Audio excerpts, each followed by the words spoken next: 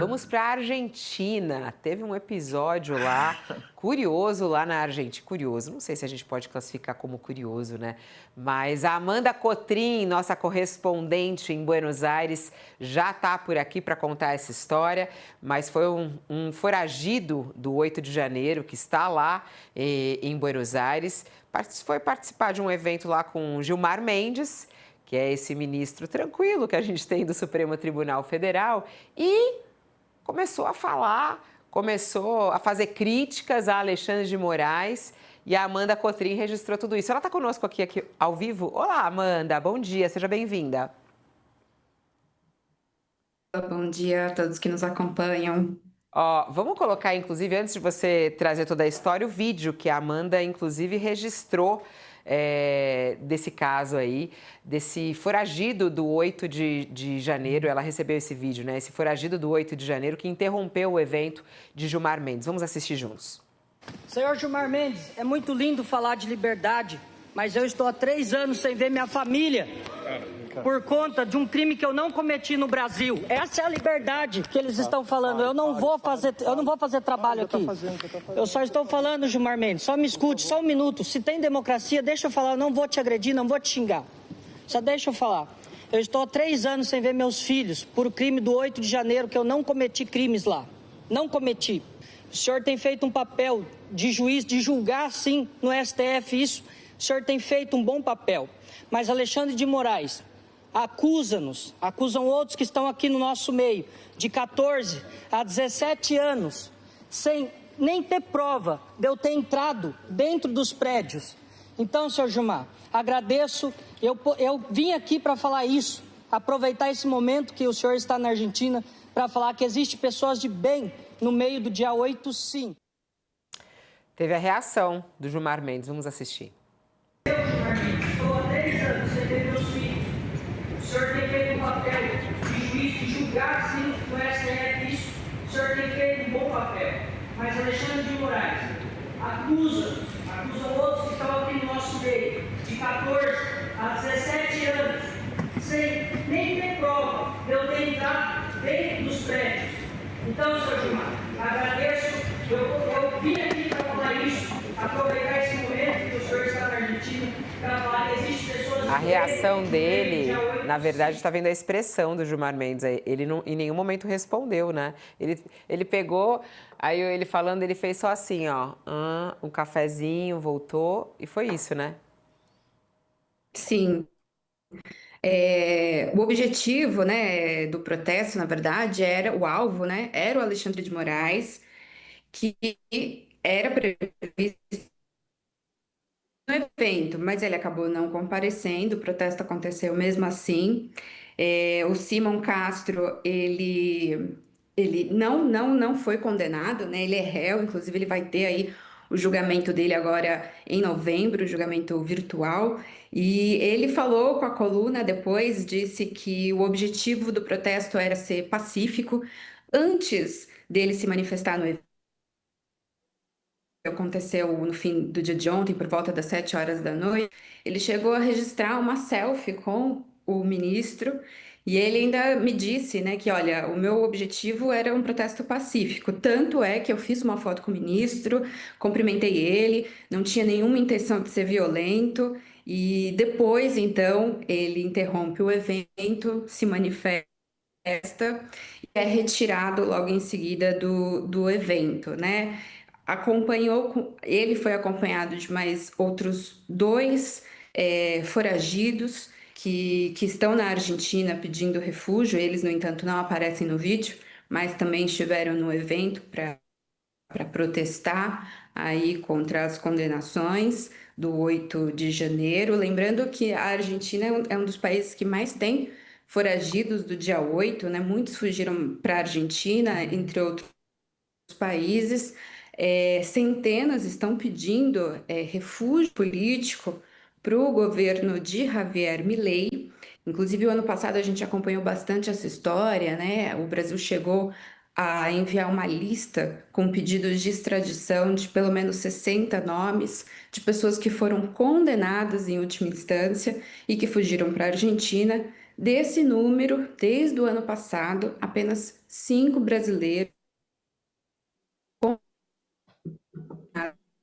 Ah, é em uma última pena. instância, A gente está com um problema julgamento na. de... A gente está com um problema aí na conexão com a Amanda. É muito ruim, porque fica pipocando, a gente não consegue entender direito. Vamos para a análise aqui do Josias e da Mônica em relação a esse caso do Gilmar Mendes. A Mônica deu até para ouvir a gargalhada um pouco dela aí quando ela viu o foragido questionar o Gilmar Mendes. A selfie, quer ver a selfie? Põe a selfie para a Mônica achou interessante porque ele ainda foi lá e tirou uma selfie. Vem cá, Gilmar, vamos numa selfie, olha lá.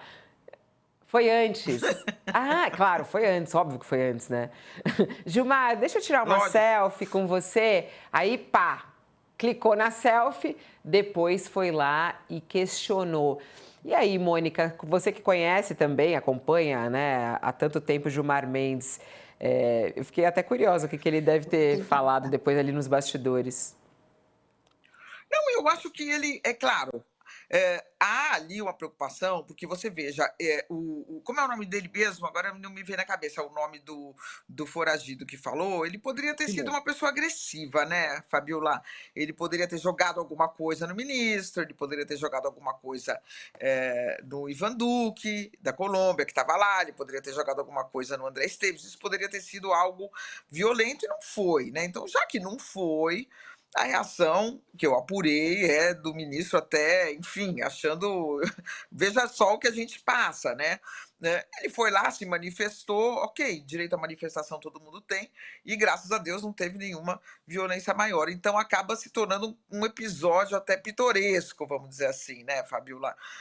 Agora, eu acompanhando o Gilmar há bastante tempo, né? Ele é um dos ministros mais abertos ali a defesas, a diálogos, a conversas, a reatamentos, né? Com ex-adversários. Então, ele não acho que ele olhe para esse foragido e fique com raiva, sabe? Eu acho que houve uma tensão e uma preocupação do tipo, bom, se tem ele aqui falando isso, será que tem outros que vão jogar alguma coisa? Teve esse momento de tensão, mas tudo terminou bem. Então eu acho que está um episódio aí, enfim, até meio folclórico, né, Fabiola? Questionamentos que são feitos por rede social e que, eventualmente, em eventos como esse, acontece presencialmente, né? E acontece, inclusive, fora do país, como a gente viu agora em Buenos Aires e também em Nova York, né, Josias? Como é que você vê essa abordagem a Gilmar Mendes? O Gilmar Mendes gosta de um brocardo português, segundo o qual ninguém se livra de pedrada de doido nem de coice de burro, né? Para a sorte do Gilmar Mendes, não houve pedrada e o coice, em verdade, foi direcionado para o Alexandre de Moraes, né? Agora, esses patriotas foragidos na Argentina, eles precisam trocar o seu patriotismo por um equipamento de GPS, né? Quando eles conseguirem se localizar no universo, talvez percebam que não tem muito do que reclamar, né? No 8 de janeiro, eles desceram do QG do Exército para a Praça dos Três Poderes para precipitar um golpe. O golpe veio. Não o que o mito deles desejava, mas aquele em que a turba dos devotos caiu. Esse Simão Felipe de Castro, ao interromper ali o Gilmar Palusa, portenho, em Buenos Aires, ele se apresentou como uma pessoa de bem, injustiçada pelo Alexandre de Moraes. O alto comando e a ralé do golpe, eles cultivam um sentimento em comum. Ninguém se sente culpado. Todos se consideram vítimas de alguém. Esse Simão Castro e os outros, havia mais 2 fugitivos que o acompanhavam ali, ornamentando a plateia do Gilmar Palusa, eles demoram a se dar conta de que o golpe do Bolsonaro foi um conto do vigário no qual eles caíram. Dormiram na porta do quartel, rezaram para pneu, marcharam sobre as sedes dos poderes, imaginando que conquistariam uma ditadura. Ganharam um espaço na cadeia. E esse personagem, esse Simão Castro, ele ainda nem foi julgado. O caso dele vai ser apreciado em uma semana, no dia 14 de novembro. E ele alega que não participou do quebra-quebra do 8 de janeiro. Se colocasse o patriotismo no Waze, ele talvez percebesse que deveria estar em Brasília, providenciando uma boa defesa, e não tirando selfie com Gilmar Mendes em Buenos Aires. E deve ser condenado com o voto do Gilmar Mendes. Então, a fuga vai complicar a vida dele, vai impedir que ele obtenha vantagens penais, que, aliás, vários dos que já foram condenados já foram mandados para casa. A maioria dos encrencados do 8 de janeiro já foi mandado para casa, foi mandada para casa, porque tem aí uma série de... tem progressão de regime, tem uma série de benefícios, a pessoa que estuda, que lê na cadeia, todos os benefícios já resultaram aí na liberação de vários dos condenados. E esse diz que está lá há 3 anos sem ver a família em Buenos Aires. Acho que ele precisa botar o patriotismo no Waze, Fabiola. O Josias, ele adora é Xandão Delivery, patriotismo no Waze. Todo tecnológico, hein? Você fala pouco da inteligência artificial, coloca mais aí no seu discurso. Vocabulário. Vocabulário, Esse caso tem tanta imbecilidade natural que não dá para usar a inteligência artificial. Tá vendo? Nosso poeta News é tudo de bom, Josias de Souza. Não dá, né? Vamos lá, Amanda. Essa conexão em Buenos Aires, fala pro Milei melhorar isso aí. A internet aí em Buenos Aires. Poxa vida!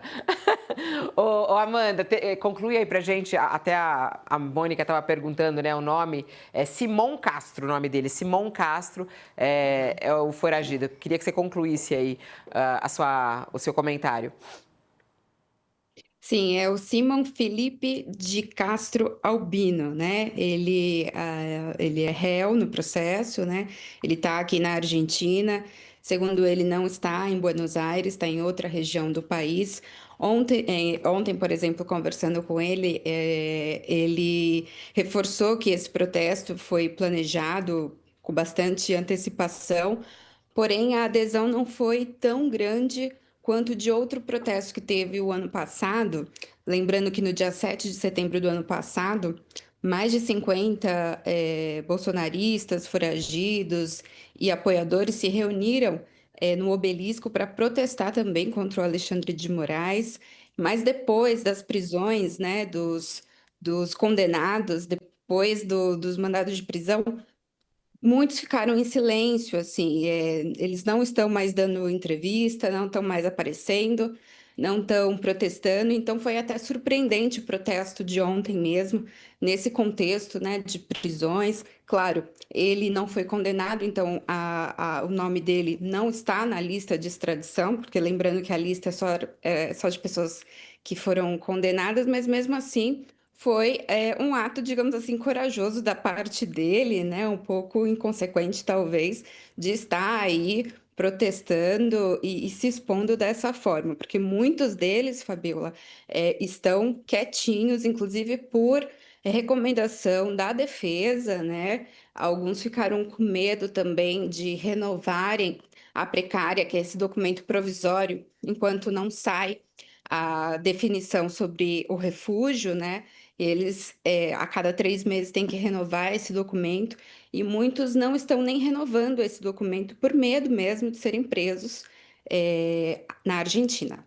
Fabiola. Amanda, mais alguma notícia aí vinda de Buenos Aires? O Milei não veio para a COP30, né? Mas enviou emissários e isso já foi algum avanço ou não?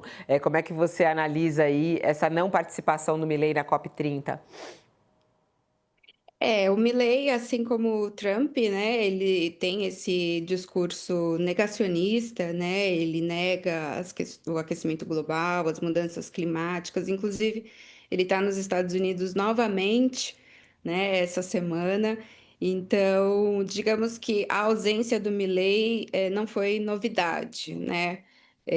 Mas mandou uma delegação, realmente, observadores aí para acompanhar de pertinho tudo que está rolando na COP, Fabiola. Obrigada, Amanda. Um beijo para você. Até a próxima. Obrigada. Tchau, tchau.